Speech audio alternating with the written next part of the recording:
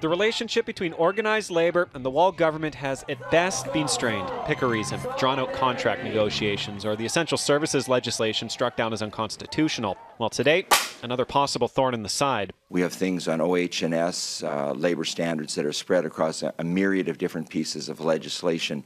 It's difficult to find anything. It should be in a code.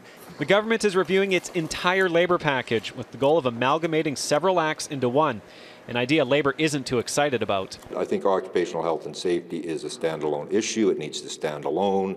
The Trade Union Act affects unionized members. It needs to stand alone. The concern goes deeper than just amalgamation. One of the questions being asked in the review is, are there any circumstances where a person can opt out of paying union dues? Something the minister says should be asked about people under the age of 18 working minimal hours. They have the right to opt out for religious reasons where they give the money to a charity. The question remains whether they would be able to opt out for another reason if there was financial hardship, whether the money would go elsewhere. Labor says that question has already been answered. The Supreme Court has ruled if you benefit from a union, you have to pay the dues. Well, can you opt out of paying your taxes for reasons of, a hardship or because you don't want to pay your taxes? Hubik says if members have an issue with the level of their dues or how they're being spent, they already have democratic ways to bring about change inside their union. Those are established institutions of long standing, many, many years. And so if there are concerns that members have about their unions, they have vehicles and ways to make changes. The consultation process will run until July 31st, and then at that point the ministry will go through the suggestions and come up with recommendations. The minister says he hopes to have legislation introduced in time for the fall session of the legislature. It all began with a television commercial. What's going to be left in 10 years if the Wall government keeps privatizing our parks? Unions buying anti-Sask Party ads ahead of last year's election campaign. And then, just hours after victory, a premier musing about it. Just before the election, the SGU said, we're going to clip you for another % of your wages, they said to their own union members. And they quite openly said, and by the way, it's going to buy ads to defeat the government. I heard a lot of union members say, that's my hard-earned money.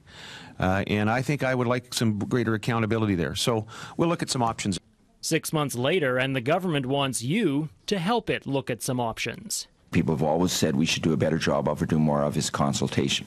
We're putting this out on a consultative basis so that people can have input.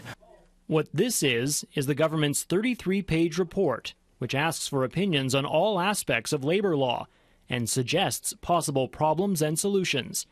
The full report is available online, but topics include union accountability, picketing, opting out of unions, and are there instances where union dues should not be collected? The purpose of this is not to strain or to exacerbate the relationship.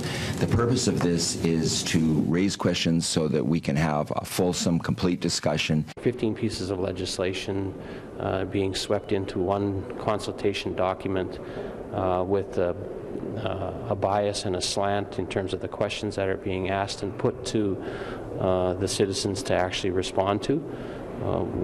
We just don't see that as being an appropriate or fair process. And perhaps most controversial, the government's essential services legislation, overturned by the courts 3 months ago, will be rewritten based on these talks. However, public input on all of this will only be accepted until August. Labor legislation in this province has been developed over many, many years of discussion and negotiation between employers and workers. To allow 90 days to review this legislation is not adequate. Legislation informed by this consultation being introduced this coming fall. Then, between its introduction and its eventual passage, if there even is legislation, will be a number of months as well, because that would only happen a year from now, Mr. Speaker. That might be rushing by NDP standards. I think it's reasonable by most other people's standards. Submissions to the government can be made by mail or email. So far, no public meetings have been scheduled. Dale Hunter, CTV News.